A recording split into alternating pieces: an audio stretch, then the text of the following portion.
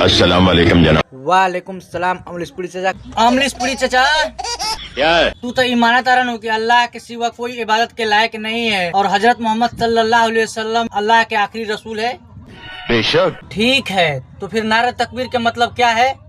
Allahu Akbar. Very good, एक इस्लाम के नाम पे नारा लगा दे। इस्लाम जिंदाबाद। अच्छा, मुसलमानों के कितने रोजे फर्ज है? 30 है। अच्छा अमरीशपुरी चाचा, तारा साथे वीडियो बनाम तू रोजा रखो। इतनी ताकत नहीं। ये मत कहो अमरीशपुरी चाचा, हम सारे लोग से कह दे कि अमरीशपुरी चाचा रोजा रही। तूने सच सच बताया क्यों उन्हें? तू लोग अगर सच कह देती नु तो और वीडियो देखल छोड़ देते लोग। आपने जो कहा वो सही है, लेकिन मेरी इतनी ताकत नहीं। ताकत बा चाहे नहीं के रोजा तो तारा रखे के पड़ी। मैं जितनी चादर है उतनी ही पैर फैला सकता। तो फैन तो ये आखिरी फैसला हो। एकदम सच। चलो फैन हमरो आखिरी फैसला बा, तारा साथे वीडियो ना बनाए। मैं हाथ जोड़कर आपसे मिन्नत करता हूँ, जिद मत कीजिए। ना ना ना ना, अब ना तारा साथे वीडियो बनाए तो और नंबर डिलीट करे लगनी।